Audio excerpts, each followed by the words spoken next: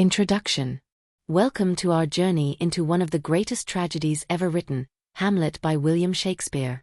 Set in Denmark, Hamlet explores themes of revenge, madness, and the conflict between action and inaction.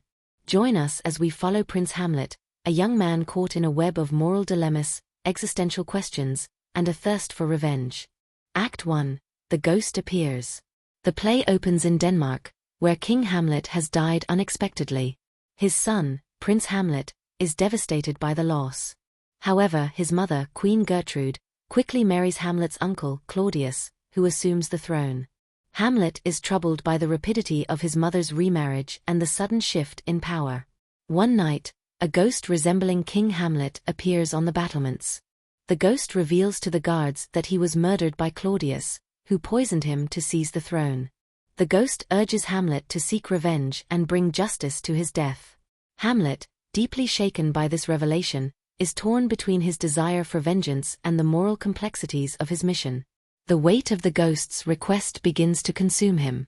Act 2. Hamlet's behavior and the plot unfolds. In the aftermath of the ghost's visit, Hamlet begins to act erratically, which leads the court to believe that he has gone mad.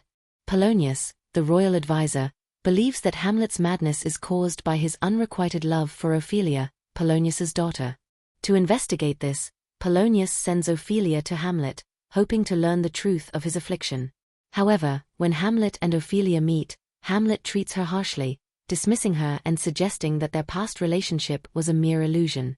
Ophelia is heartbroken by Hamlet's cruel behavior, and Polonius becomes more convinced that Hamlet's madness is a result of his love for Ophelia.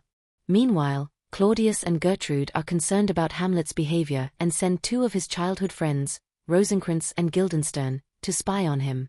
They try to uncover the cause of his strange actions, but Hamlet quickly recognizes their motives and uses their presence to further his scheme to expose Claudius's guilt. Act 4. The consequences of Hamlet's delay. As Hamlet continues to delay his revenge, his actions have tragic consequences.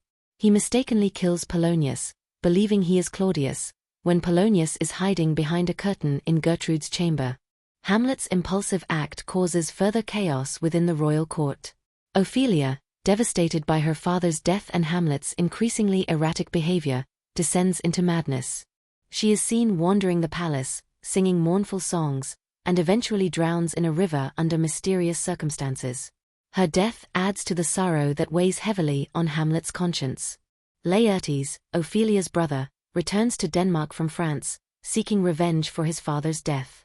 He is enraged by Hamlet's actions and the destruction caused by his delay. Claudius, fearing Hamlet's growing influence and the threat he poses, conspires with Laertes to kill Hamlet. They plan a duel between Hamlet and Laertes, where Laertes will use a poisoned sword to ensure Hamlet's death. Act 5. The tragic conclusion. The final act begins with Hamlet returning to Denmark after a period of absence. He stumbles upon two gravediggers at work in a cemetery. While watching them prepare a grave for Ophelia, Hamlet reflects on the nature of death and the fleeting nature of life. He holds the skull of Yorick, the court jester, and muses on how even the great and the beloved are reduced to dust. In the climactic duel between Hamlet and Laertes, both men are wounded by the poisoned sword. The duel begins with the two men exchanging blows in a fierce and dramatic confrontation. Claudius's treacherous plot begins to unravel as Hamlet and Laertes both suffer from the poison, but the situation becomes even more dire.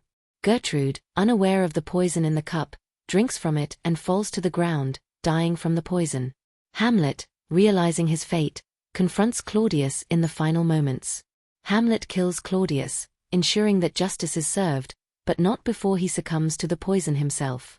Before Hamlet dies, he asks Horatio, his loyal friend, to tell the world of his story and to make sure his death is not forgotten.